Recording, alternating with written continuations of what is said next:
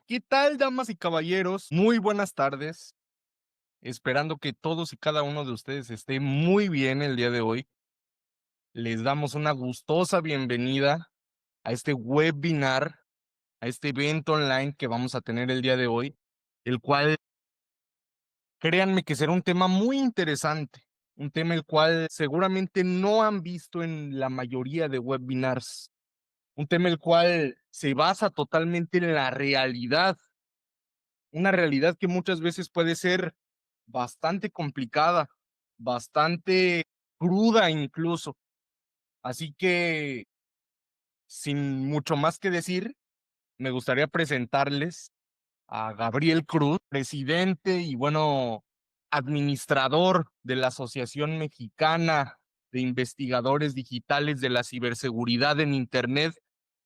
Y bueno, ¿quién mejor que una persona la cual está ampliamente comprometida con las causas sociales y apoyar a víctimas de distintos delitos digitales, cibernéticos, cuestiones que yo creo que absolutamente todos nosotros podemos llegar a vivir o incluso que a lo mejor ya las hemos vivido? Así que, sin más preámbulo, Gabriel, pues bueno, es un gusto tenerte por aquí y el público es tuyo. Estamos muy emocionados por este webinar y bueno, adelante. Ok, muchas gracias, Misael. Buenas tardes a todos los que nos hicieron el favor de ingresar eh, a esta reunión. Yo me presento, mi nombre es Gabriel Cruz, soy miembro de la AMIXI, Asociación Mexicana de Investigadores Digitales de la Ciberseguridad en Internet. Es una asociación sin fines de lucro, pero que está dedicada a la concientización, a la prevención y a la investigación de los delitos cibernéticos, delitos informáticos, o tiene otros términos, cibercrimen, cibercriminalidad, como lo quieran llamar.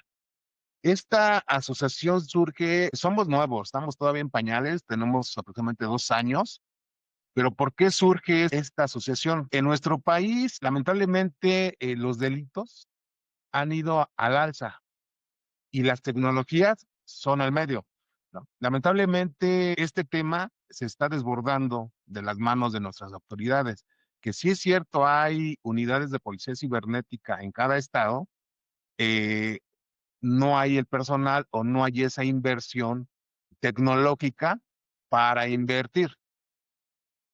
Entre mi experiencia que yo tengo, he trabajado en diferentes instituciones de gobierno. Yo empecé como agente de la Policía de Investigación hace aproximadamente 15 años, más o menos, aquí en la CDMX, antes era Distrito Federal. Se inició una unidad de investigación cibernética. Estamos hablando de unos tiempos donde apenas estaba dando a conocer los delitos cibernéticos relacionado a los delitos comunes, ¿no? Entonces, a partir de ahí he pasado por diferentes instancias, áreas de informática, área de procesamiento de datos, y mi último trabajo fue en la Comisión Nacional de Búsqueda en el área de procesamiento de datos. Lamentablemente, bueno, aquí es política, los tiempos cambian, tuvimos que salirnos de ahí, ¿no?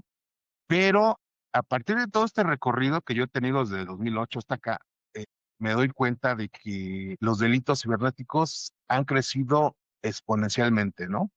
Entonces, yo tengo la carrera de ingeniería en computación y tenemos una pequeña carrera técnica universitaria en investigación policial. Entonces, voy a hacer mi presentación y voy a tratar de ser lo más claro que pueda. Pueden hacer sus preguntas y bueno, voy a hacer la presentación de la pantalla. ¿Sí ven la pantalla, verdad? Sí, correcto, Gabriel, se ve. Ok, ok, comenzamos. Bueno, como se mencionaba hace un momento, mi nombre es Gabriel Cruz, soy miembro de la asociación y pues vamos a hablar de un tema, ¿no? Ciberdelitos y ficción, tecnología contra el crimen, ¿no? Pues para esto vamos a tener que ver qué sucede en Internet.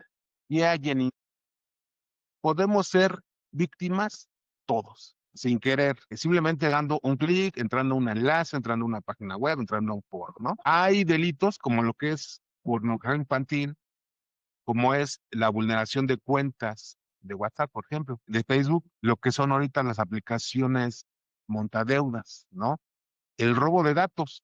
El robo de datos, por ejemplo, el INE, por ejemplo, el IMSS, por ejemplo, Telcel, por ejemplo, AT&T, ¿no? Homicidios, feminicidios, extorsiones, secuestros virtuales, eh, secuestros, audes, voz, todo esto de una manera digital, ¿no? Entonces aquí es donde entran las diferentes tecnologías. Nuestra sociedad, y sobre todo aquí en México, desde el 2008, la tecnología ha avanzado bastante. Antes nosotros, o se hacía una investigación, las investigaciones que se hacían era hacia ciertas plataformas que eran reducidas.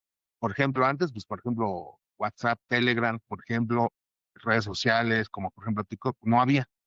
Con el tiempo se han ido sumando estas tecnologías, estas plataformas, que hacen que la vida sea un poco más sencilla, ya que pues acerca al usuario, intercambio de mensajes, intercambio de contenido multimedia, pero sí es cierto que la tecnología nos ha beneficiado, también tiene su lado oscuro.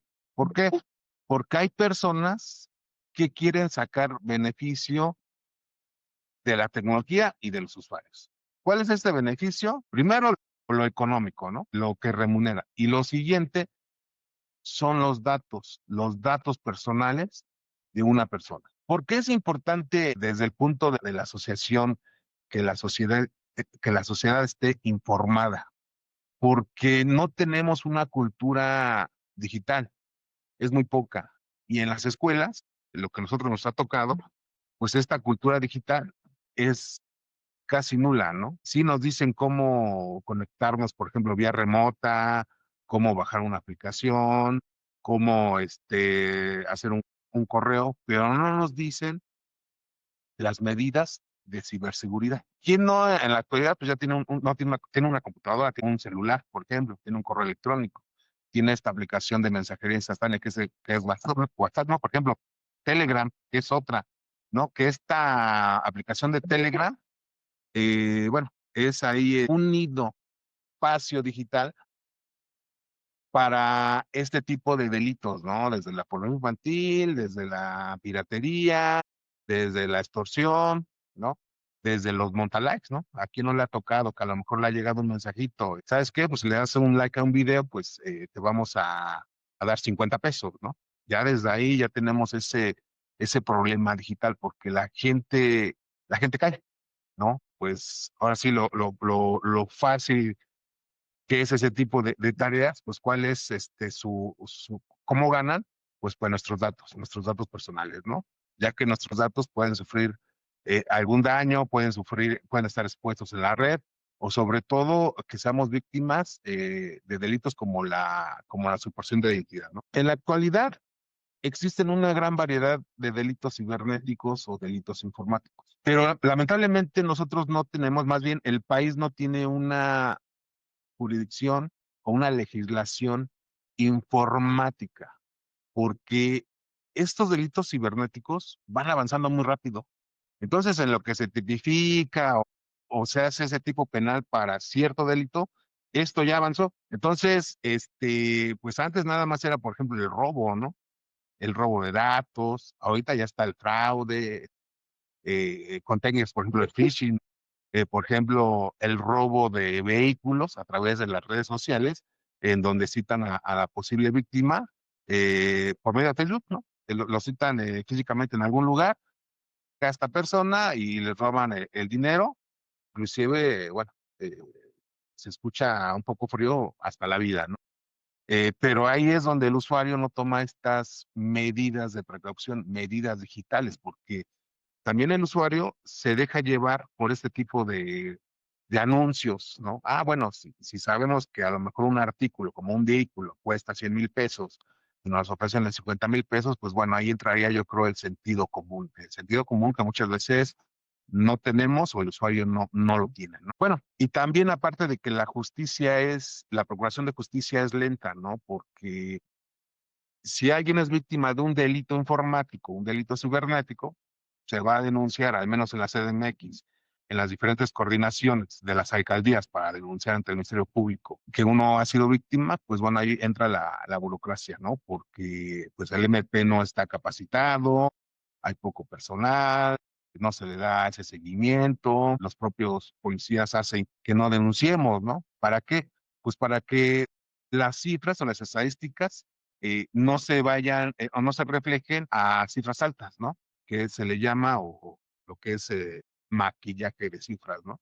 Entonces, por eso se dice que, pues bueno, el delito va a la baja, no pasa nada. Simplemente, pues sí pasa, ¿no? Pero o no se denuncia o simplemente o hacen las autoridades que no se denuncien, ¿no? Y aparte el tiempo que uno pasa para denunciar, ¿no? Puede ser 3, 4, 5, 6, 8 horas, ¿no? Eso es en la CDMX. En el Estado de México, bueno, quien haya sufrido o haya sido víctima de un delito, pues bueno, sabemos muy bien cómo se maneja, ¿no? Entonces, sí es algo complicado, ¿no? Entonces, eh, aquí viene la importancia de tener esa cultura de prevención. Hay estadísticas, obviamente esta presentación la hice hace como un año más o menos, o lo que es el INEGI en el 2020 indica, ¿no? En base a un estudio, que en México hay 84.1 millones de usuarios de Internet y 88.2 millones de usuarios de teléfonos celulares. Significa que cada usuario tiene hasta 2 o 3 líneas, ¿no? 2 teléfonos. Obviamente, con este nivel de conexión a la red, pues como lo mencioné hace rato, también nos exponemos a los ciberdelincuentes, ¿no? Entonces, pues es muy fácil, o bueno, para las personas que tengan ciertos conocimientos en la informática, pues tratar de sacar un provecho de los usuarios que, por ejemplo, pues se meten a la red, se meten a alguna página y no tienen esa cultura. Vamos ¿qué es lo que percibe la sociedad en estos tiempos? Pues la percepción de la sociedad no es la misma que se tenía hace 20 años, ¿no? Porque, por ejemplo, pues ahorita la red de Internet, conexión es muy rápida. Antes era de una línea telefónica y era muy lenta. Obviamente, cuando se empieza a globalizar todo lo que es la red, lo que es Internet, y empiezan a llegar diferentes proveedores, ¿no? Porque antes, por ejemplo, nada más era Telmex. Actualmente, pues hay diferentes, ¿no? Hay Easy, hay Totaplay, hay Telcel, que proveen el servicio de Internet. Entonces, lo que pasa es que esto se globaliza y obviamente no solamente nos tenemos que cuidar de los ciberdelincuentes de casa, también nos tenemos que cuidar de los ciberdelincuentes o hackers de otros países, ¿no? Por ejemplo, China, por ejemplo, Rusia, ¿no? Entonces, esto, aparte de que se globaliza, pues también nos acerca a una sociedad de otros países, por ejemplo, pues por la comunicación, mensajes de texto, llamadas telefónicas, las redes sociales. Las redes sociales, pues en su momento, pues nada más era Facebook, ¿no? O quien no tuvo a lo mejor eh, Hi-Fi 5, ¿no? Todavía recuerdo esa red social. Después llegó Facebook y ahorita pues ya tenemos TikTok, ¿no? Ya tenemos diferentes redes sociales, pues para diferentes tipos de usuarios. Desde el 2019, los delitos cibernéticos han sufrido un pequeño cambio. ¿Por qué? Porque pues a todos nos mandaron a casa, ¿no? A trabajar desde casa, conectarnos vía remota, salen nuevas plataformas, por ejemplo, ¿no? Pero también hay más delitos digitales, más delitos cibernéticos. Porque al final, ¿qué es lo que quiere el delincuente? Pues nuestro dinero. Voy a pasar un poquito rápido la presentación. Aquí les presento algunos conceptos o algunas definiciones de lo que es un delito cibernético, ¿no? Nidia Caligari la define como el delito informático es aquel que se da con la ayuda de la informática o de técnicas anexas. Claro está que dicho concepto solo percibe el delito informático como un instrumento y no como objetivo de un delito. Y así hay diferentes conceptos y aquí tenemos otro concepto de Julio Telles Valdés, es un doctor de la UNAM que se dedica a dar también este tipo de pláticas y él lo define como delito informático de dos maneras, siendo la primera, las conductas típicas antijurídicas y culpables en que se tienen a las computadoras como instrumento o fin. Y las segundas, actitudes ilícitas en que se tiene a las computadoras como instrumento o fin. ¿Por qué sí es importante definir este tipo de delitos como medio o como fin, no? Como medio es, por ejemplo, si queremos cometer el delito de extorsión. El ciberdelincuente, si quiere cometer el delito de extorsión, el medio puede ser una red social, ¿no? Y como fin, pongo un ejemplo, la base de datos del IMSS, que ahorita se dio hace unos días, pero esta base de datos del IMSS de pensionados se hizo desde agosto, si no me recuerdo, desde el 9 de agosto. ¿Por qué es muy delicado este tipo de situaciones? Que a lo mejor el gobierno a veces lo minimiza, ¿no? Simplemente pues porque esas bases de datos, a pesar de que estén en texto plano, pues traen diferentes datos, por ejemplo, el nombre, el apellido, traen la dirección, traen teléfonos, traen los padecimientos de la persona, traen el RFC, traen el CUR, ¿no? Entonces, si tan es tan fácil de hackear o de vulnerar un sistema de gobierno, pues obviamente estas bases de datos se van a empezar a vender en la dark web, en foros oscuros, en Telegram, ¿no? Entonces, un archivo que estaba viendo que pesa 1.2 gigas, eh, pues lo están dando por 50,000 pesos. Y la persona o el delincuente que tenga el dinero para comprar, pues utiliza este tipo de bases para hostigar, para presionar, para amenazar, que son los famosos call centers. Entonces, sí es delicado cómo no hay una ciberseguridad en nuestro gobierno, ¿no? Ahorita tenemos un tema con la curva biométrica. Se hizo un video de cómo cualquier persona que tenga un dato, simplemente el nombre, los apellidos y la fecha de nacimiento, pues se pueden crear estas cuentas en estas plataformas de gobierno. Lamentablemente, como no hay esa ciberseguridad en el gobierno, pues se puede lucrar con esta información. Esta información es muy delicada, a lo mejor no lo tenemos así como muy presente, pero que nuestra información esté en la red, sí es muy delicado, porque podemos ser víctimas simplemente de extorsión. Y bueno, ¿y cómo obtienen los delincuentes? O ya, si los delincuentes tienen esta información, ¿cómo saben cómo es mi casa, por ejemplo, ¿no? Para recibir una llamada de extorsión, ¿sabes qué? Si no me das 50,000 pesos o si no depositas 50,000 pesos, pues voy a matar a tu familia y te dan características desde tu casa, todo, ¿no? Pues, obviamente, pues se meten a Google Maps para ver, ¿no? La fachada. Entonces, así es como comienza lo que es un delito digital. Hay muchas herramientas que utilizan estos delincuentes para obtener ese recurso, ¿no? Voy a seguir pasando la presentación. Una de las problemáticas de estos delitos cibernéticos o informáticos es la jurisdicción, ya que no respetan fronteras. Es un ejemplo, ¿no? Un fraude, ¿no? Un fraude nigeriano, ahorita, por ejemplo, los préstamos, los multadeudas, que los sujetos activos, los ciberdelincuentes, pueden estar en otro estado de la República o en otro país, mientras que el pasivo se puede localizar, por ejemplo, en la CDMX, ¿no? Ahorita ha sonado mucho, y vuelvo a lo mismo, a las montadeudas, ¿no?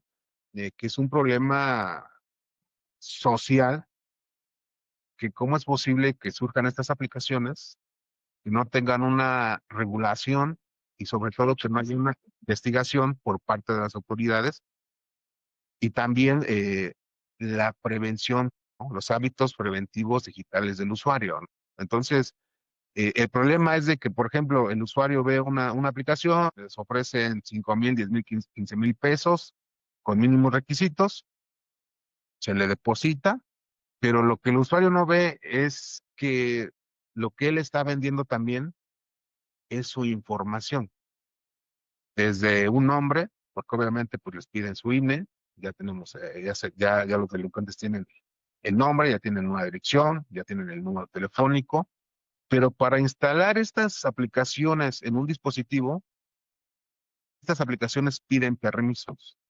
¿Cuáles son estos permisos? Pues, por ejemplo, la geolocalización, ese es uno. Acceso a la agenda, acceso al contenido multimedia, acceso a lo que son la agenda. Entonces, ya con esta información, los ciberdelincuentes llegan a otro paso. Primero es obtener la información y segundo es empezar a amenazar, que es el modus operandi, ¿no? ¿Sabes qué? Si no me pagas, si te presté 1,000 pesos, quiero que me pagues 5,000. Si no me pagas, voy a exponer tus datos, ¿no? Y si dentro de esa galería hay fotos o hay información sensible, pues empiezan a amenazar, ¿no? ¿Sabes qué? Lo voy a exponer en la red, te voy a quemar. Y entonces es donde el usuario se empieza a sentir presionado, empieza a sentir esa presión.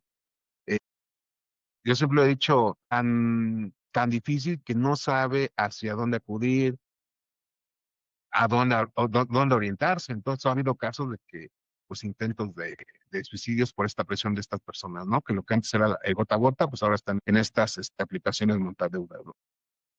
Y entonces estamos hablando que primero, pues era el lucro. Estamos hablando de extorsión. Pero ya con estos datos, ya estamos hablando de un posible secuestro virtual. Pero como ya tenemos este contenido multimedia, fotos, por ejemplo, pues ya estamos hablando de trata de blancas, ¿no? Ya estamos hablando de pornografía, ya estamos hablando de venta de tus datos personales a foros, o lo que hemos visto, la usurpación de identidad, porque ya con estos datos, ya con posiblemente datos de tus tarjetas, contraseñas, nosotros ya podemos, más bien no nosotros, la ciberdelincuente ya puede sacar un crédito al nombre, ¿no?, de la víctima, ya puede sacar un vehículo, ya puede pedir un préstamo, ¿no? Entonces sí es algo muy, muy delicado, ¿no? Entonces sí debemos, el usuario final, sí debe tener ese cuidado con lo que hace con sus dispositivos, en este caso un teléfono celular o una computadora. Aquí en esta lámina presento delitos clasificados como cibernéticos. Obviamente, pues aquí, como lo comenté, entran los fraudes, la manipulación de programas, la manipulación de datos y manipulación de los datos de salida, pero hay más. Estamos hablando de homicidios, estamos hablando de feminicidios, y aquí me dan de preguntar, bueno, ¿y por qué un feminicidio sería un delito cibernético? Pues porque el medio pudo haber sido un teléfono, pudo ser una red social, pudo haber sido un correo electrónico. Entonces, sí entra, ¿no? Entra, por ejemplo, el secuestro, entra lo que es el secuestro virtual. Entonces, todo este tipo de delitos se convierten en delitos cibernéticos porque ya hay una tecnología involucrada, hay un Internet involucrado, ¿no? Entonces, sí es importante clasificarlos como delitos cibernéticos. Tenemos las falsificaciones informáticas, tenemos el sabotaje informático y el acceso no autorizado. Por ejemplo, de repente hay noticias, es que hackearon el gobierno municipal de, por ejemplo, Sinaloa, ¿no? Es que hackearon la página oficial de la CDMX, ¿no? Entonces, pues sí son accesos no autorizados porque al final, pues hacen esa extracción de información y hacen esa alteración, ¿no? Por ejemplo, de una página web. Entonces, si es no nada más al usuario, sino también al gobierno. ¿Por qué al gobierno? Se supone que el gobierno nos debe de proteger. Ahorita con la austeridad o lo que nosotros hemos visto como asociación, es de que no se invierte en especialistas, no se invierte en personal capacitado para tener todo este tipo de sistemas seguros, ¿no? Entonces ahí viene la vulneración de este tipo de plataformas y obviamente nosotros como contribuyentes también, ¿no? Porque tienen nuestros datos, ¿no? Como un instrumento o un medio. En esta categoría se contemplan las conductas probablemente delictivas que se valen de las computadoras como medio, ¿no?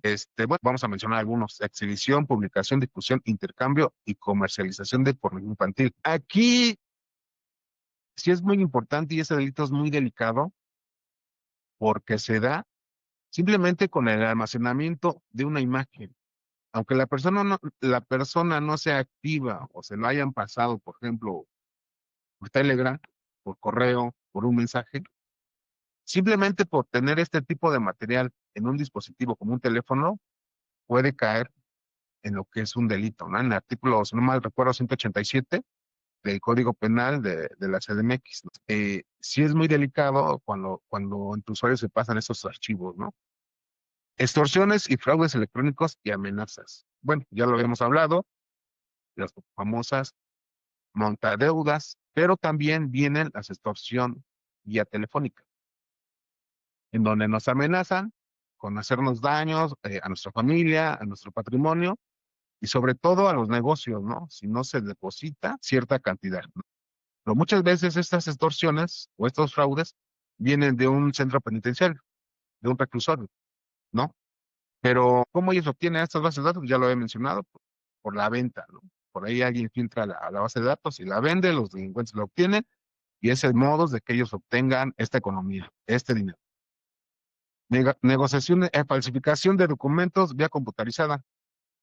Un ejemplo es aquí en la CDMX, Santo Domingo, ¿no? Donde pueden falsificar desde un acta de nacimiento, desde un título, hasta un registro de público de la propiedad, ¿no? Por ejemplo, en negociaciones de secuestro bueno, es lo mismo de lo que es extorsión. Obviamente, ¿cuál es el medio? Por lo general, es un teléfono. Aquí ya tenemos un tema, porque antes las compañías telefónicas eran pocas, Telcel, Movistar, AT&T. Ahorita ya entraron en juego más proveedores, Walmart, Tabay, está Altán, está Telecomunicaciones 360, está Oxxo, está CFE, que es Comisión Federal de Electricidad, que ya también está dando este servicio de telefonía. Entonces sí tenemos ese tema ahorita porque para solicitar esta información no es tan fácil. Hay burocracia ahí, ¿no? En su momento, antes se tardaban hasta 15, 20 días, un mes, ¿no? Para que el proveedor de internet o del servicio contestara a las autoridades. Ahora, si no mal recuerdo, ya es un poco más rápido, es de 2 a 3 días. Pero, pues bueno, en 2, 3 días se puede hacer mucho. El delincuente puede hacer mucho, ¿no? Entonces, entre más tiempo pasa, un principio de la criminalística, entre más tiempo pasa, la verdad se aleja, ¿no? Aprovechamiento indebido o violación de códigos para ingresar a sistemas. Bueno, el hackeo que sufrió el INE, ¿no? De sus bases de datos. No necesariamente un hacker va a violar esa seguridad. Muchas veces es el personal que está trabajando en esas instituciones que hacen este tipo de extracción para la venta, ¿no? Entonces, no se necesita ser un hacker. Muchas veces es el mismo personal. Y bueno, variación de destino de sumas de dinero o otras cuentas, transferencias electrónicas. Pues ahorita me suena, por ejemplo, el huachicoleo fiscal, ¿no? Ahorita con la bronca de la Marina, con todo esto del huachicoleo, pues bueno, ahí vienen las transferencias, bueno, es un tema ahí, ¿no? Como, a ver, permítame un segundito. Como fin objeto. En esta categoría se contemplan las conductas probablemente delictivas que van dirigidas en contra de la computadora, accesorios o programas como entidad física. Algunos ejemplos de estas actividades son, bueno, manipulación en los datos e información contenida en archivos o soportes físicos informáticos ajenos. Bueno, pues como lo habíamos hablado, las bases de datos, ¿no? De las diferentes entidades gubernamentales, ¿no? Lo mismo, acceso a los datos y utilización de los mismos porque no está autorizado para ello, es el mismo punto de arriba. Y utilización de computadores con fines fraudulentos sin conexión a Internet. Pues también, muchas veces las personas que quieren craquear, por ejemplo, un programa, que quieren bajar un programa, una película, que se meten, por ejemplo, a diferentes páginas para obtener algo gratis sin pagar, ahí es donde tenemos un problema, porque estos programas ya vienen infectados, ya vienen con alguna rutina, ya vienen con alguna instrucción, y ahí es donde también tenemos problemas. Lo voy a seguir pasando un poquito rápido. Ok, lo que había mencionado, ¿no? Cracker, ¿no? Hay diferentes tipos de delincuentes, desde lo que es un hacker sombrero gris, el hacker sombrero blanco y el cracker, ¿no? Que se dedica a craquear programas. Aquí les pongo un ejemplo que es el Nitro. Obviamente, este tipo de tutoriales están en la red, cómo se puede obtener la licencia de un programa. Lo que hace este programa, bueno, es edición de documentos PDF, que se puede editar, se puede escribir, pero bueno, eso es lo que hace un cracker, ¿no? Conocido como un pirata informático. Porque vamos a exponer un caso de feminicidio y vamos a ver cómo las tecnologías juegan un rol importante. Entonces, vamos a comenzar. Permítame un segundito en lo que comparto la pantalla. Ok. Vamos a exponer el caso de Javier Méndez Ovalle. Este, este caso se da, como si no me recuerdo, en el año 2013, el 30 de junio. Él, vamos a poner, bueno, les voy a proporcionar aquí los datos del expediente en su momento. Y lo que yo había comentado hace rato, sujetos activos y pasivos. Aquí tenemos los datos, nombre, Sandra Camacho. Ella en su momento, en el 2013, tenía 19 años. Su ocupación era desempleada, acaba de acabar la prepa. Su fecha de desaparición fue el 27 de junio del 2013. Las causas de muerte: estrangulamiento, cuartizamiento y contusiones múltiples. De la aparición de su cadáver fue el 30 de junio del 2013, ¿no? Es, ella sería el actor pasivo. El actor activo, bueno, es esta persona que se llama Javier Méndez Ovalle, igual 19 años, ocupación estudiante, fecha que se le dio por última vez es el 4 de julio, después de los hechos, y a él se le buscaba en su momento por el homicidio de Sandra Camacho, ¿no? ¿Cuál es el modus operandi de él? Contacta a su víctima por medio de la red social Facebook y él le ofrece ayudarla a conseguir empleo, ¿no? Toda esta información está pública en internet. Ustedes, si en Google ponen Javier Méndez Ovalle, les va a salir un sinfín de información. Antecedentes: una persona del sexo femenino es encontrada en la zona de Tlatelolco. La adolescente aparentemente salió de su casa el viernes 28 de junio del 2013 hacia el Distrito Federal. Ahorita ya es CDMX, ¿no? Y sin embargo ya no regresa a su casa. ¿Ella qué le dice a sus familiares? Pues les dijo que que ella iba a ir a comprar unos libros. Nunca les dice a su mamá, que su mamá es profesora, nunca les dice que se va a contactar con una persona que conoció por Facebook. Entonces, ella se viene para acá, para la CDMX, se contacta con Javier Méndez Ovalle, y bueno, les voy a presentar un video de una reseña de hechos realizada por el reportero C4 Jiménez, a ver si se escucha. Oso publicó el miércoles, día para abrir las gavetas de la información y desclasificar otro archivo policial. Vamos a las cortinas del pasado con el jefe de información, José Luis Díaz.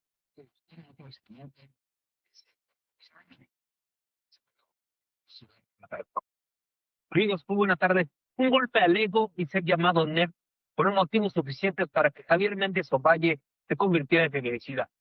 Pensaba que su inteligencia y sus medallas lo ayudarían a conquistar el corazón de una joven que conoció en Internet, pero su plan no salió como él esperaba. Hoy, en los expedientes C4, el asesinato. 3 de junio de 2013, la cabra hallazgo se haría en la jardinera que hay en de la unidad habitacional de una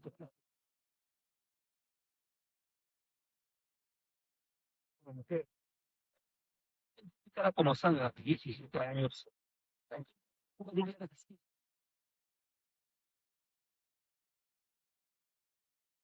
Se puede conocer que Sandra, de vista por última vez en gran taller de Javier Méndez Ovalle, estudiante de 19 años. Sandra y Javier se conocieron por Internet.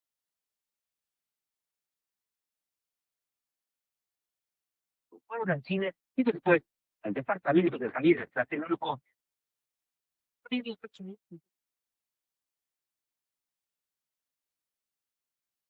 Conocimientos y medallas. Había ganado en la Olimpiada Nacional de Física y también una Olimpiada Internacional, pero no logró impresionarla. Por el contrario, ella se volvió considerando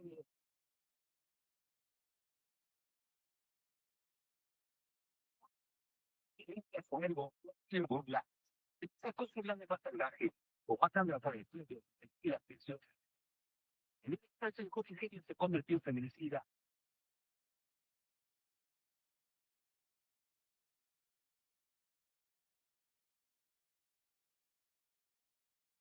En el caso que tiene el yo de la ciudad, anda no sigue falta ni el cuerpo tendrá de fuera.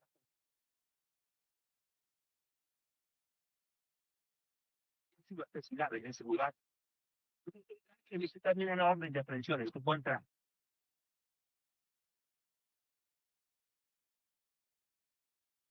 Lo que sí son, la policía lo buscó fue detenido el 20 de julio de 2014 desde el Puente del Río.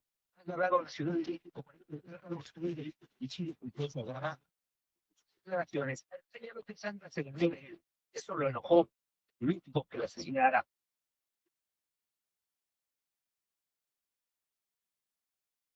Javier Méndez Ovalle, quien sería condenado a 50 años de cárcel y pago de 456,085 pesos por daños.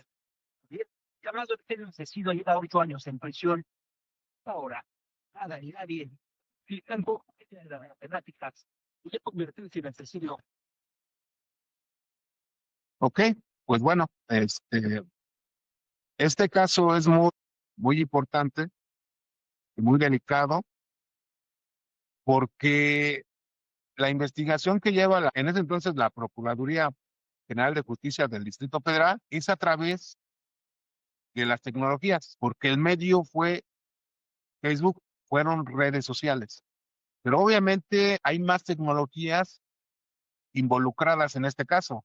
Eh, ya comenté una que es la red social, pero también viene siendo correos electrónicos, viene siendo lo que son laptops, computadoras y USBs, memorias USBs. Entonces, por eso el feminicidio se dice que es un delito cibernético. Las direcciones bancarias, telefonía celular y laptop, ¿no?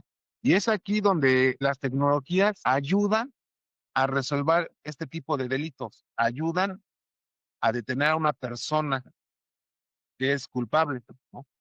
Ayuda a que un juez ponga una pena, como en este caso de 50 años, a un feminicida.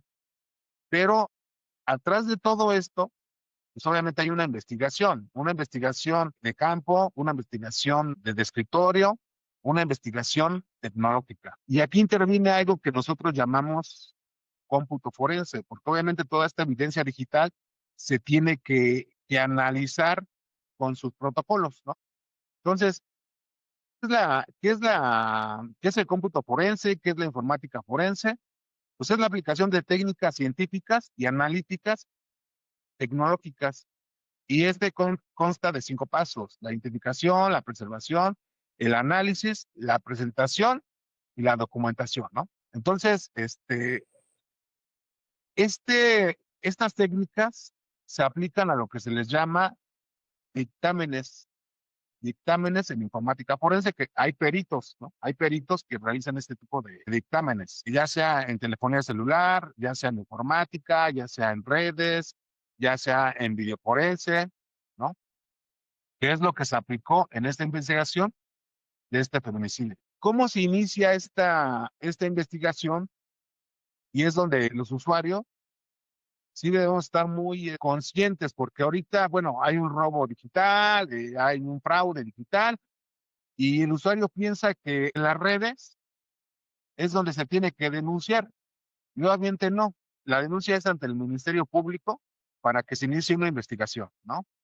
En ese momento, el Ministerio Público ordena hacer una investigación de unas cuentas de Facebook y de unas computadoras. Aquí les muestro yo unas imágenes de la computadora de su momento de Sandra, de cómo se hizo este análisis, ¿no? Y aquí se muestra el software que se utilizó para hacer ese análisis de esa computadora, en este caso del disco duro, y que se utilizó el software Access Data, FTK, y se hace un análisis de todo el contenido del disco duro. Aquí nos ordenan a nosotros, en ese tiempo a la Policía Cibernética, analizar e investigar las redes sociales de Sandy Gómez. Y aquí es donde entra en juego los proveedores de Internet, porque obviamente hay un Facebook y el Ministerio Público tiene que pedir a Facebook información de esa cuenta. Por ejemplo, ahí se pone javier.feo, ¿no?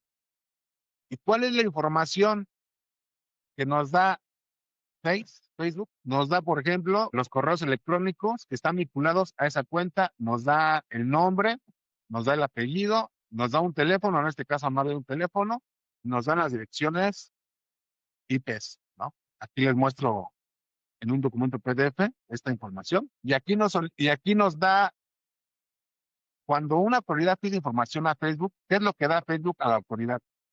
Pues direcciones IPs. Muchas veces la gente confunde que si hace esta denuncia es que una cuenta de Face me robó, es que una cuenta de Facebook me pidió dinero, quiero que lo investiguen, ¿no?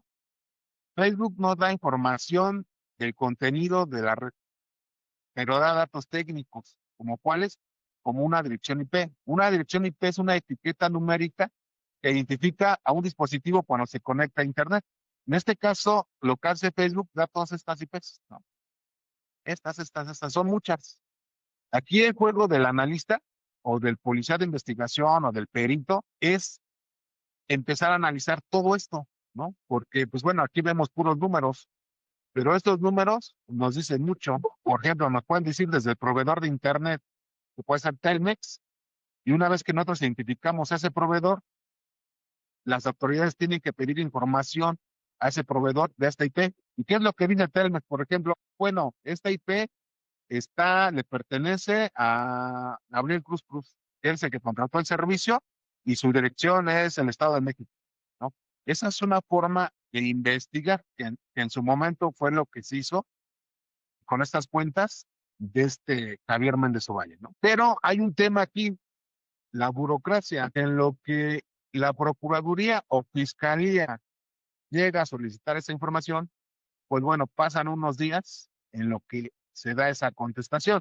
Por eso es el tema muy importante de la legislación informática, ¿no? Por ejemplo, Estados Unidos, ellos solicitan la información y en tiempo real prácticamente les dan esos datos, ¿no? Vamos aquí por aquí tengamos un forma, a ver, esta información que da en su momento Facebook y ya que se identifica o el analista lo identificó, como pueden ver, son direcciones IPs. A este chavo lo detienen en Querétaro, ajá, pero es en base a la información que sale de estas tecnologías. Y aquí podemos ver que, bueno, está desde Toluca, Distrito Federal, y esta que está en Querétaro, ¿no? Ya desde aquí el analista lo que vio es de que dice, bueno, si salió una IP en Querétaro, es que posiblemente tiene familiares allá, ¿no? A él lo detienen en 2014, ¿no? Un año después. En julio, en agosto del 2014 él lo detienen, ¿no? Pero para esa detención se tuvieron que analizar todas estas tecnologías, estas IPs, estos correos electrónicos, estas computadoras, estas redes sociales. No nada más tenía un correo, tenía varios, por ejemplo, Javier Palma Moreno, Luz Carter, ¿no? Voy a buscar un informe, quiero enseñarles un informe, a ver si es este. Ok, pero ¿cómo se da? Dentro de la investigación, obviamente, tiene que ser también operativa, ¿no? El Ministerio Público ordena a los policías hacer esta investigación, pero pues obviamente no se necesita ser un hacker, ¿no?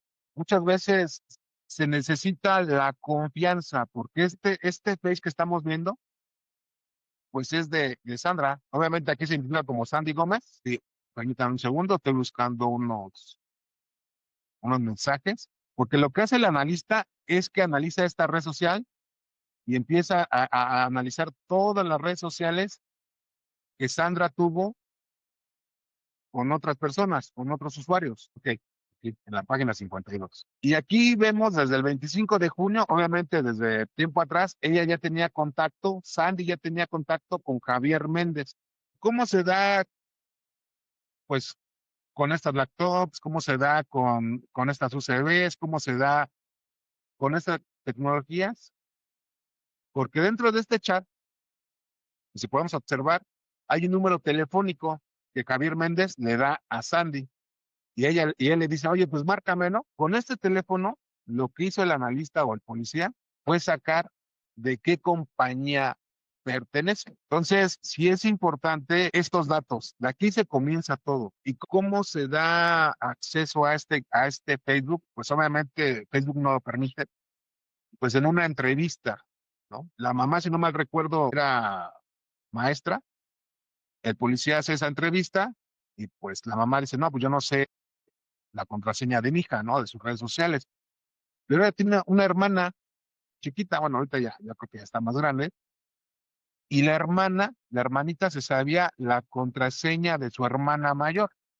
Y por medio de esta técnica de entrevista es como la gente puede acceder, obviamente con la autorización de la mamá y por medio de un oficio ministerial, el agente puede hacer su trabajo y analiza. Y por medio de ese teléfono es que empiezan a sacar el hilo. Ese teléfono en su momento era Telmex y se puede identificar en la red. Y les voy a mostrar. Por ejemplo, este portal, que es del IFT, nos puede proporcionar la compañía. Aquí les voy a mostrar. Por ejemplo, aquí tenemos una sábana telefónica. Y lo que nos da este portal, que es de acceso para todo público, nos da la compañía del teléfono. Entonces, esa es una forma de saber los datos de un número telefónico, que en este caso fue muy importante para identificar este número telefónico. Aquí viene en ese momento cómo estaba ese portal, qué compañía era, que era Telmex. Y obviamente nos dan ese número telefónico Telmex. Lamentablemente hay bases en la red que muestran información, nuestra información. De hecho, hay una base ya vieja en la red que nuestra información está expuesta, ¿no? Si no mal recuerdo, se llama ABC Teléfono. Y esta es una guía. Aquí un teléfono Telmex. Ahorita no tengo uno a la mano. A ver, hay que recordar uno, 57, 37, si no. Bueno, no está. Eh, no recuerdo algún número, pero bueno, aquí ustedes ingresan un teléfono Telmex y les van a dar datos del domicilio, datos del titular.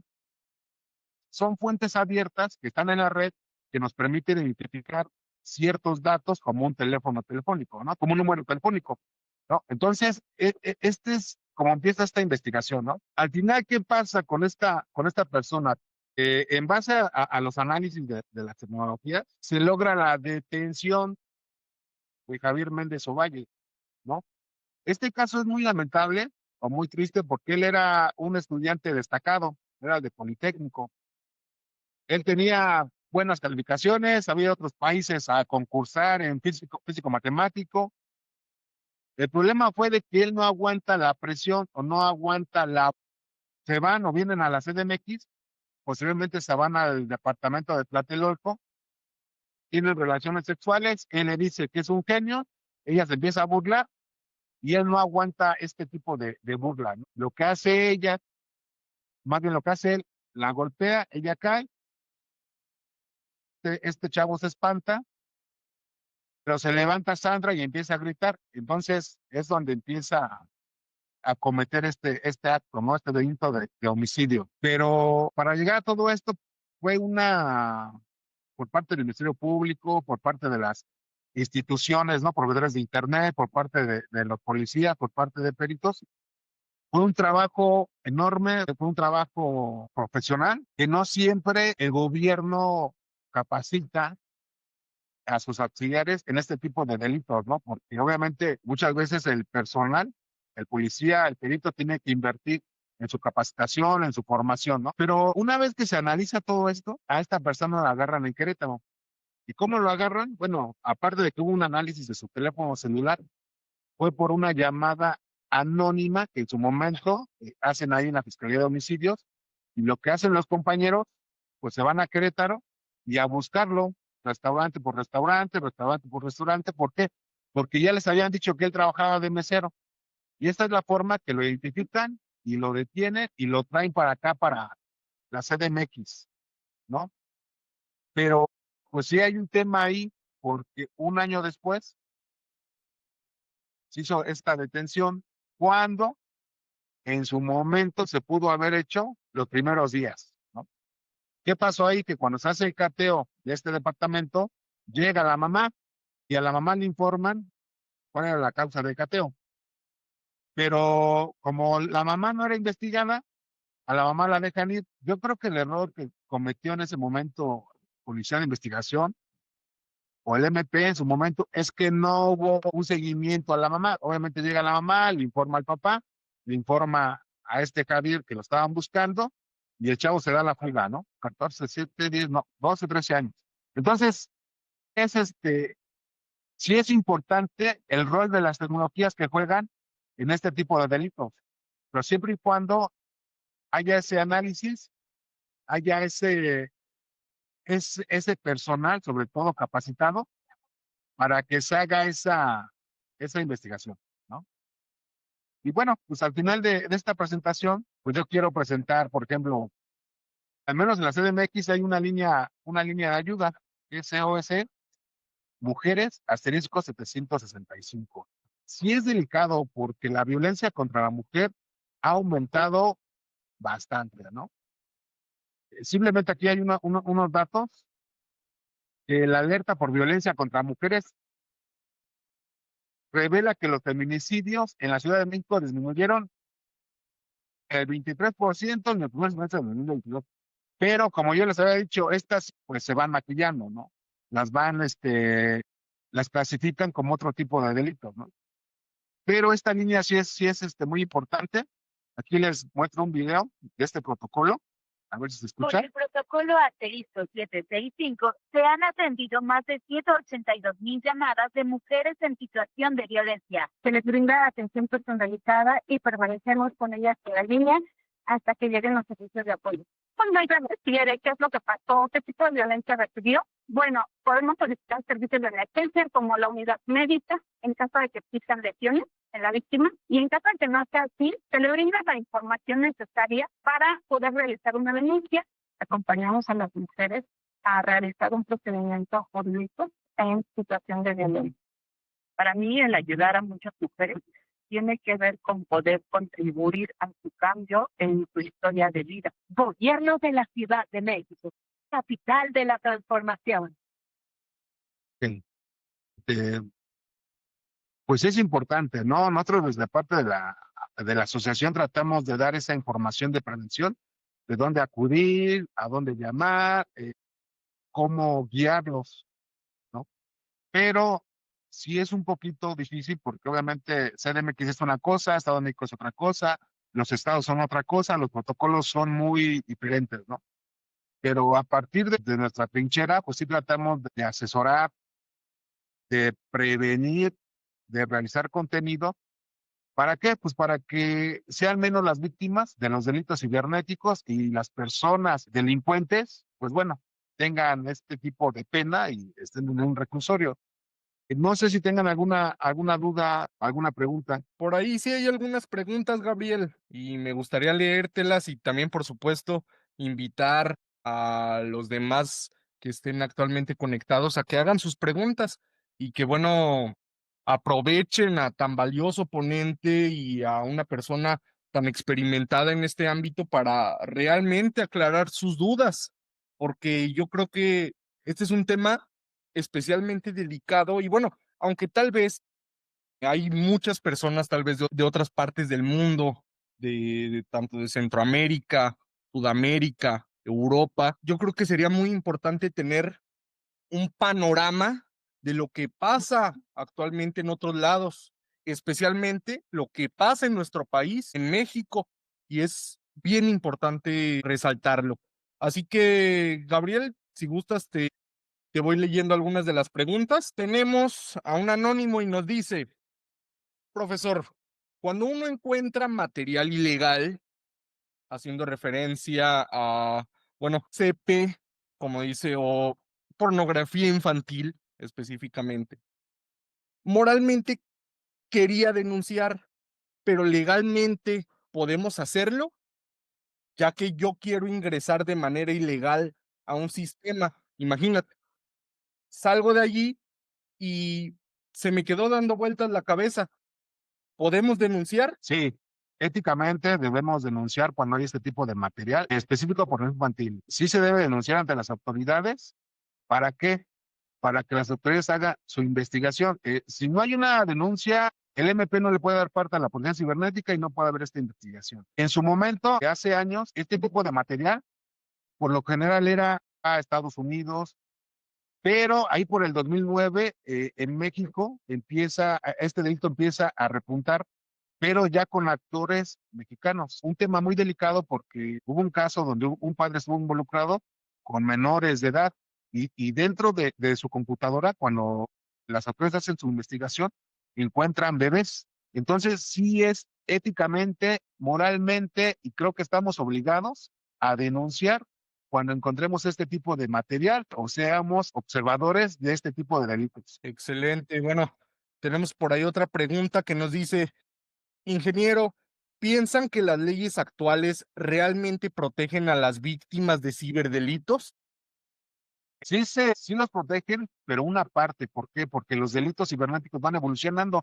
Entonces, en cuanto el legislador tipifica algo, ya avanzó y ya salió una nueva técnica, ya salió un nuevo delito. Entonces, sí se protege, pero se tiene que aterrizar a lo que esté en el Código Penal. Por ejemplo, fraude, fraude digital no hay como tal, pero se aterriza al delito de fraude o de robo en el código, ¿no?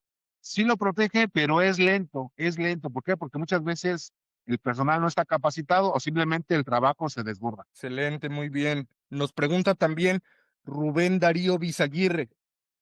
En el caso de que se realice la denuncia, ¿quedaría protegida la identidad del denunciante? Digo, para evitar represalias de los ciberdelincuentes. Sí, de hecho, cuando se denuncia, pues, el Ministerio Público tiene un acuerdo de confidencialidad con los datos personales de la persona denunciante. Aquí, pues, tenemos otro tema, ¿no? Que pues muchas veces, como estos sistemas están expuestos o pueden ser vulnerados por un hacker o por personas o por el propio personal, es posible que se pueda acceder a esa información desde dentro. Pero sí, el Ministerio Público tiene esa obligación de salvaguardar los datos personales del denunciante y de hecho hay un acuerdo de confidencialidad que hacen ellos cuando se inicia este tipo de denuncias. Excelente. Tenemos también una pregunta de Walter Verdún. ¿Qué tipo de pruebas se necesitan para denunciar un abuso en Roblox? Ok, ahí la importancia de denunciar este tipo de plataformas es la evidencia digital.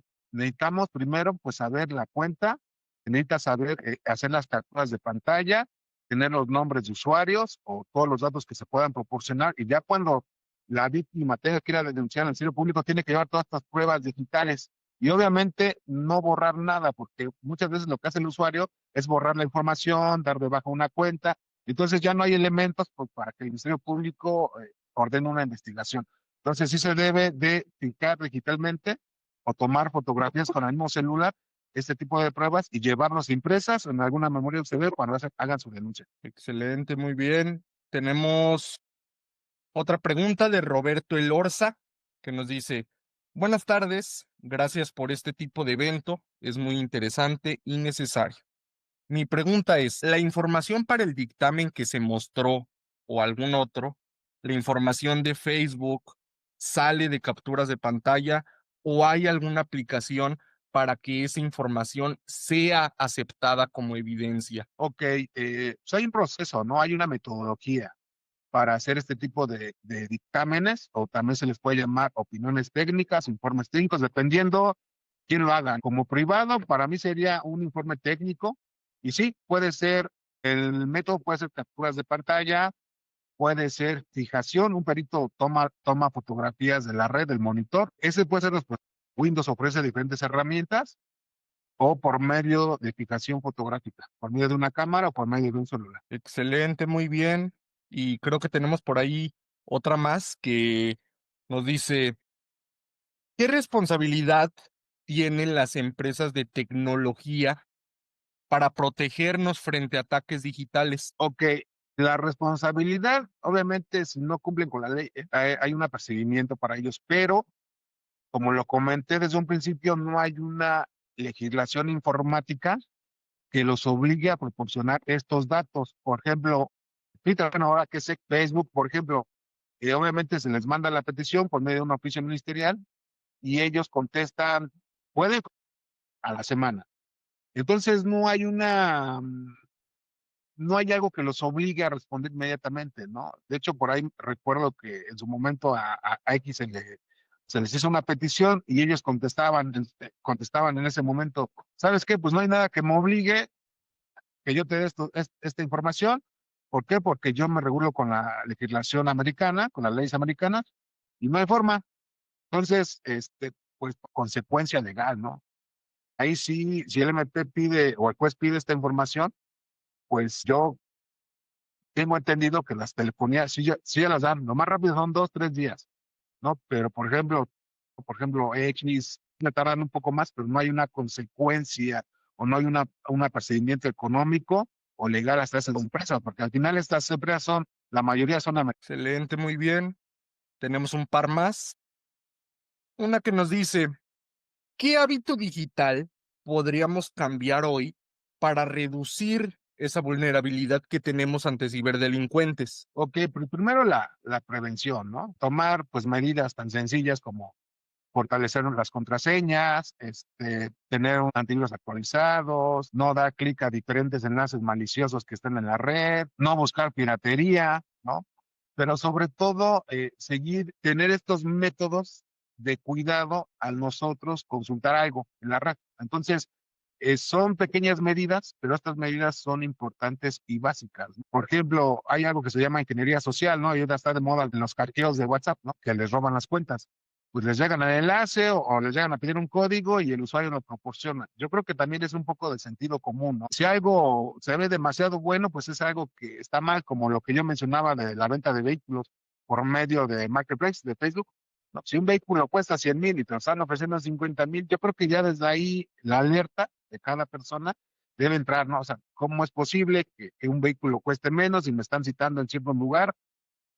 Pues no, simplemente ese tipo de pasos de ciberseguridad son básicos, pero nos van a ayudar mucho para salvaguardar nuestros datos personales y no ser víctima de los ciberdelincuentes o de los delincuentes. Ok, excelente, y coincido totalmente contigo, Gabriel, en ese aspecto de la ingeniería social. Es correcto. O sea, todo ese tipo de estafas, de fraudes, de extorsiones, vienen a raíz de un ataque de ingeniería social. Ahí nos está explotando una vulnerabilidad en un software. Están explotando una vulnerabilidad contra nosotros, una vulnerabilidad humana. Y muchas veces, incluso carecemos de las herramientas, incluso de las capacidades personales, creo yo, para detener estos ataques. Porque al ser incluso, por ejemplo, aprovechar sesgos cognitivos en nosotros, pues indudablemente vamos a tener una reacción natural, humana. Es decir, no estamos mal, sino que están aprovechando una vulnerabilidad ya existente en nosotros.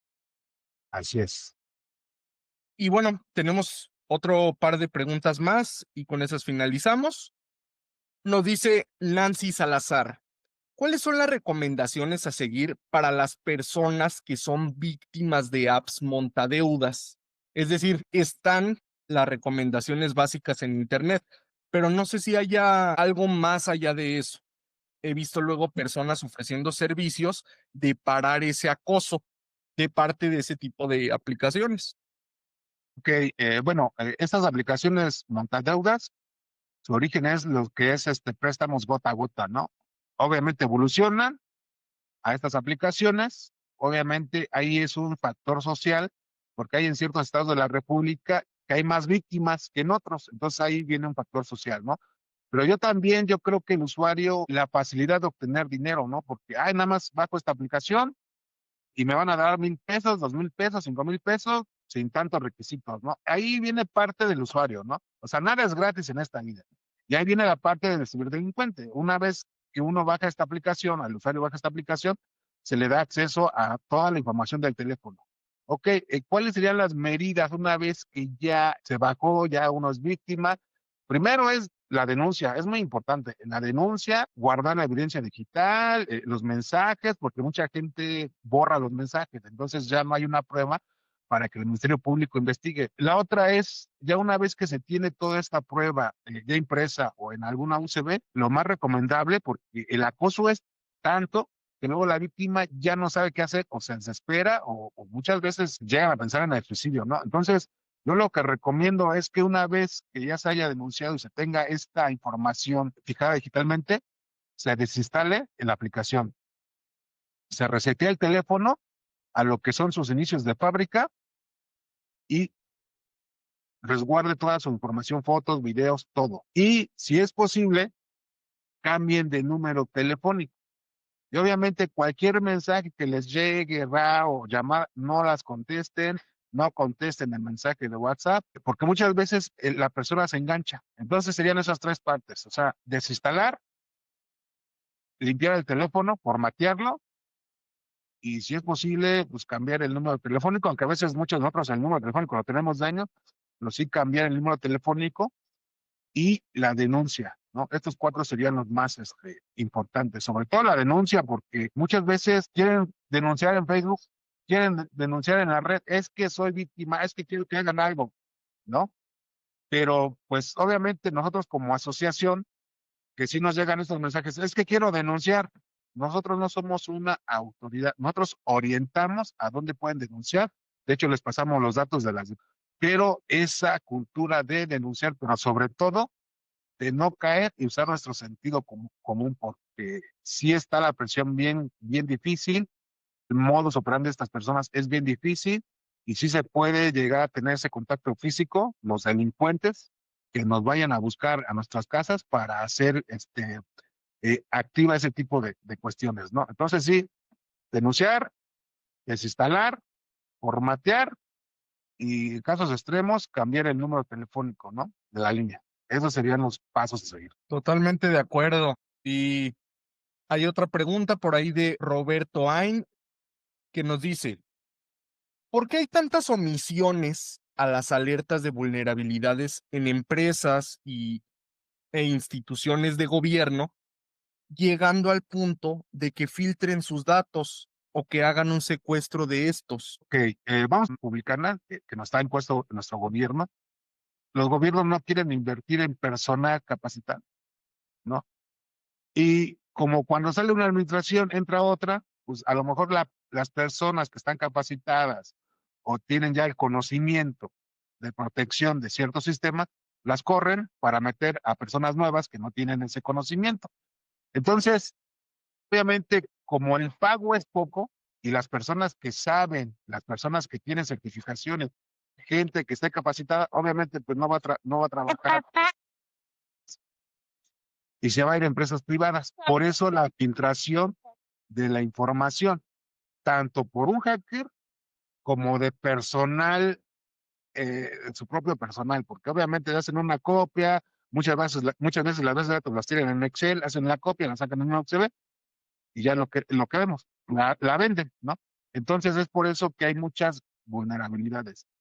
Son humanas, son tecnológicas y es de infraestructura. Ese es el tema. Muy bien. Y ahí, bueno, vamos a leer un par más. Nos dice, por ejemplo, Rubén Darío, en el caso de la creación de perfiles falsos de Facebook u otra red social, los investigadores pueden solicitar a la empresa de esa red social la IP desde la cual fue generado ese perfil.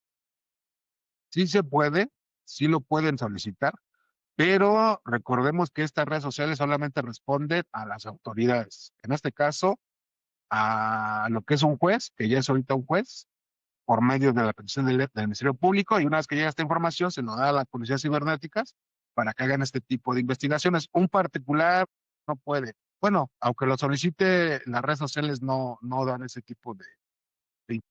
Y también depende el delito. Ahorita no me queda muy claro ahorita el tipo penal, pero en su momento solamente daban información para delitos de alto impacto, como es un homicidio, como es un feminicidio, como es lavado de dinero, pero no todos. Por ejemplo, porque me está acosando un perfil que me está haciendo bullying, me está amenazando, en su momento, y eso lo voy a investigar, no dan información por ese tipo de delitos o ese tipo de técnicas. Simplemente para ciertos delitos de alto impacto, estas empresas dan esa información. Tenemos también por ahí una pregunta de Brandon que nos dice, ingeniero, ¿con qué programas se puede realizar un peritaje informático forense?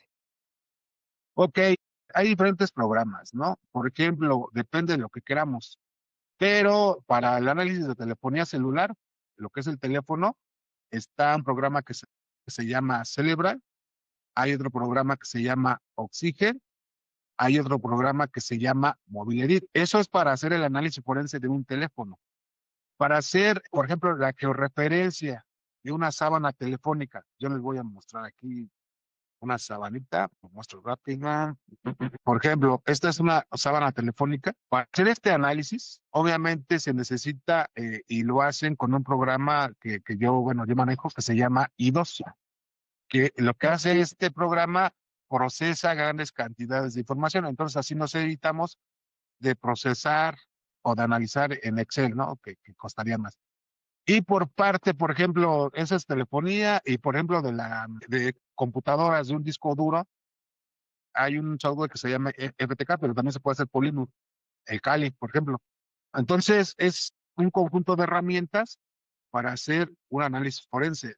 No se está casado con una, porque a lo mejor una herramienta saca cierta información, pero otra herramienta no lo saca. Entonces, es un conjunto de herramientas. Esos serían los que me vienen ahorita a la mente. Correcto, y sí, coincido totalmente también. Bueno, aquí en México, de hecho, creo que sí. Yo creo que para fiscalías y todo eso, la más utilizada es Cellebrite, ¿no, Gabriel? Aquí en México yo creo es la más utilizada.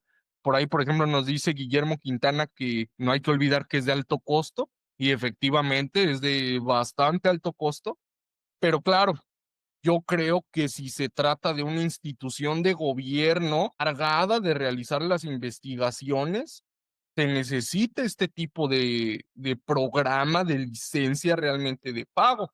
Ahora bien, que si se trata de a lo mejor una persona que quiera aprender este tipo de cosas, por supuesto no se va a ir a comprar un Cellebrite, estamos de acuerdo, ¿no? Va a utilizar un open source. Sí, yo, por ejemplo, que trabajo como perito externo, obviamente ya privado, pues mis herramientas son diferentes. De lenguaje abierto, muchas veces trabajo con las versiones que dan estas empresas, que no son de paga, pero que hacen el trabajo, porque comprar una licencia, por ejemplo, de Celebra es muy caro. Y ahorita con los teléfonos chinos, estas licencias han aumentado a millones.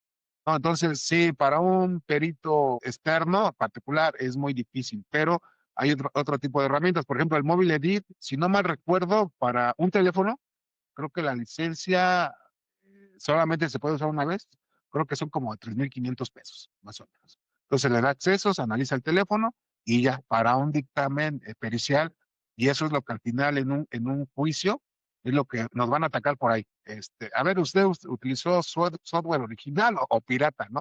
Entonces, sí vale la pena invertir, pero no todas las herramientas tenemos acceso, ¿no? Porque sí es muy, pero muy caro. Y aparte, estas empresas, muchas empresas son israelíes, entonces no se los venden a particulares, siempre se los venden a gobiernos. Entonces yo quiero, oye, yo quiero un Celebrite con la licencia. No, pues tú quién eres, ¿no? Es muy difícil, muy difícil. Correcto, y leemos las últimas dos preguntas. Tenemos la primera, que es de María Fernanda Peralta. Ingeniero, soy de Argentina. Muy interesante su charla de hoy. Quisiera hacerle una consulta. ¿Cómo averiguar una plataforma donde los ciberdelincuentes suben videos de asesinatos en vivo? Gracias por darnos sus conocimientos.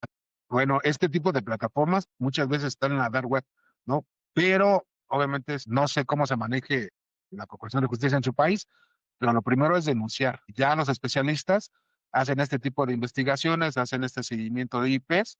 ¿Para qué? Pues para tratar de dar con los delincuentes o con las personas que administran este sitio, ¿no? Sí se puede y sí hay esa herramienta, pero sí es un poco difícil, pues porque pues los ciberdelincuentes pueden usar una VPN, por ejemplo, pueden usar un proxy, ¿no? Ese tipo de herramientas que ocultan una IP, pero de que es posible, pero sí se necesita la denuncia, se necesita la liga, se necesita saber el foro o dónde se vio, o por ejemplo son grupos de Telegram, ¿no? Que este es un campo de cultivo para este tipo de delitos, ¿no? Entonces, sí se necesita todo este tipo de datos, pues para que la autoridad haga su investigación y haga su rastreo digital correspondiente. Correcto, y coincido, yo creo que también se refieren más que nada a la dark web, que es donde abundan esta clase de sitios, pero incluso muchas veces ni siquiera son sitios reales. Te cobran, te estafan, se acabó tu dinero y además, muy probablemente ese sitio está siendo vigilado por autoridades. Entonces, no solo vas a ser estafado, también hasta probablemente vas a ir preso o vas a ser investigado. Este mismo de situaciones, de hecho, aplican para cuando una persona quiere decir, ¿sabes qué? Me voy a meter a buscar a la dark web, un hacker, un homicida, imagínense, no, No, por supuesto, nos va a hacer total, nos va a poner en la mira, ¿no? Entonces, sí, es muy híjole, delicado. Y tenemos una última pregunta. Cintia Martínez nos dice, ¿qué tan accesible es obtener una sábana telefónica? Ok, la sábana que yo les mostré, obviamente es más, eso, no vamos a poner ningún número, ¿eh? Es de un caso que se está trabajando del delito de robo, pero esa sábana, como yo la tengo, es porque obviamente el abogado se la solicitó al Ministerio Público y el Ministerio Público al juez. Esa es la triangulación legal. Tengo entendido que hay formas de obtener este tipo de información, pero obviamente es un delito, es un tema delicado, pero aunque la persona tuviera ese contacto con las telefonías y a lo mejor por ahí vendiera una sábana, pues no se puede ofrecer en un proceso legal, porque no hay forma de justificar legalmente la obtención de esa información. Entonces, legalmente, por medio del juez, al MP, y del MP se lo da al policía o al perito. De otra forma, como es por lo oscurito, es muy difícil, al menos pues no, yo no conozco, aunque sí tengo, sí tengo ese entendimiento de que sí se pueden obtener esas sábanas por fuera, no, sería muy difícil, es un delito y no lo recomiendo, ¿no? Pero como todo, si hay filtración de bases de datos del INE, pues yo creo que también de sábanas telefónicas, ¿no? Pero pues ahí hay que tener, yo creo, el contacto adecuado con cada empresa, pero el camino legal es juez, MP, y de ahí hacia sus auxiliares. Esa es la forma correcta. De acuerdo, y también, como tú dices, puede ser que lo obtengan, por ejemplo, a través, más o menos también de lo que conozco yo, a través de una triangulación de las torres celulares. Es un proceso muy técnico, se tiene que medir la latencia, etcétera. Pero, aunque la consiguieras así, como dice Gabriel, en efecto, no procede. O sea, te van a preguntar, oiga, ¿y usted de dónde sacó estos datos? ¿Cómo es que tiene estos datos? No procede. Sí, de hecho, es una violación de, de comunicaciones privadas que está ahí en nuestra Constitución. Entonces, en el momento en que, bueno, yo estuve trabajando un rato en la Comisión Nacional de Búsqueda y de repente, pues, la gente desesperada por buscar a sus familiares, a lo mejor consiguen la sábana, ¿no? Eso jamás se les preguntó, pero legalmente, ¿cómo justifican esa información? Pero es donde viene la importancia de que nuestras autoridades se apliquen, se invierta en conocimiento, se invierta en personal, se invierta en tecnología, que simplemente en su momento había menos de 100,000 personas desaparecidas y no localizadas. Actualmente hay arriba de, si no mal recuerdo, arriba de 120,000, a ver, por aquí tengo la estadística, arriba de 133,000 personas desaparecidas y no localizadas. Si es que no me equivoco. Y muchas veces los trabajos se hacen de campo de los colectivos y es muy importante y es fundamental este tipo de trabajo en campo para este tipo de búsquedas, pero en su momento se olvida un poco de los análisis de las tecnologías, porque pues a mí me preguntaban, oye, ingeniero, ¿qué cree que mi hija está desaparecida, pero su Face todavía está en línea y ya desapareció hace como 2 semanas, pero su Face sigue en línea, está activo e investigar?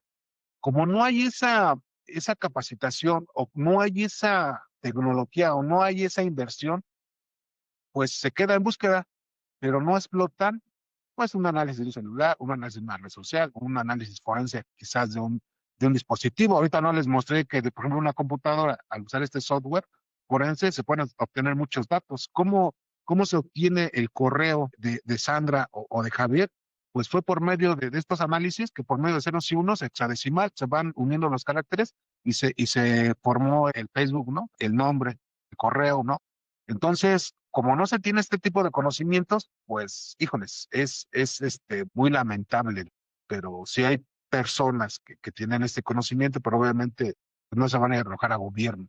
Como no hay esa explotación, pues no hay esta persecución, no hay esta localización, no hay esa investigación, y por eso los delitos van en aumento, aunque nuestras autoridades digan lo contrario, ¿no? Pero sí es muy lamentable, pero bueno, ahí está la respuesta. Entendido perfectamente, Gabriel. Y bueno, con esto finalizamos el evento del día de hoy. La verdad, en lo particular, te felicito totalmente, Gabriel. Interesantísimo el caso, incluso de esta chica. Yo lo había escuchado alguna vez, sin embargo, no tenía el conocimiento a profundidad y pues qué desafortunada situación, pero aquí es donde la tecnología debe entrar precisamente a ayudarnos, donde la tecnología, la inteligencia artificial, el machine learning, todo lo que estamos viendo, donde tiene que venir también a impactar, ayudarnos a potenciar estas investigaciones y, por supuesto, igual como dice Gabriel, sí, todas estas tecnologías deben de estar presentes, pero ¿y si no están presentes los personales, los empleados necesarios, los profesionales, los especialistas necesarios? Pues no lo van a saber manejar, no van a saber qué hacer, se va a quedar así. Entonces, pues debemos de tener también una gran concientización sobre esta clase de asuntos que son tan delicados, tan crudos, pero que forman, lamentablemente, parte incluso de nuestro día a día. Así que, bueno, muchísimas gracias, Gabriel. Muchísimas gracias a todo el público por, bueno, haber asistido al webinar del día de hoy. Esperamos que les haya gustado, que les haya parecido muy interesante. Pues yo incluso dejo por ahí el balón botando y ojalá que en una segunda ocasión Gabriel pueda acompañarnos nuevamente, ya que yo creo que hay material, pero de sobra, para que pueda seguirnos platicando sobre algún otro caso, más cosas que se pueden hacer, sobre más orientación. Así que muchísimas gracias nuevamente, Gabriel, a ti, a la asociación, todo tu equipo, y gracias a todo el público por estar aquí el día de hoy. Los invitamos también a seguir todas las redes oficiales de la asociación. Por supuesto que aunque se encuentre en México, yo creo que se encuentra perfectamente a disposición de apoyarlos en alguna situación que, claro, esté en sus manos. Así que muchas gracias, Gabriel. Excelente trabajo y muchísimas gracias al público. Si tienes algún mensaje de despedida, adelante. Espacio. Y bueno, pues a nuestros audiencia que nos hizo el favor de conectarse, pues yo les invito a que nos sigan en las redes sociales. Nos pueden encontrar como Asociación Mexicana de Investigadores Digitales de la Ciberseguridad en Internet. Así nos encuentran, y pues denos like. Ahí subimos contenido, generamos contenido, también damos ciertos servicios como dictámenes periciales, investigaciones digitales y obviamente asesoramiento, y damos esos tips o ese contenido de prevención. Y pues bueno, estamos a la orden, estamos para servirles y pues muchas gracias por su atención. Gracias a todos y que tengan una excelente noche. Nos vemos para el siguiente y prepárense porque se vienen siguientes invitados sorpresas que estamos seguros que les van a gustar. Esperamos que les haya gustado el evento y que, como siempre, les haya parecido de la más alta calidad y del más alto estándar, y que tengan una excelente noche. Nos vemos y muchas gracias por estar aquí. Gracias, muy amable.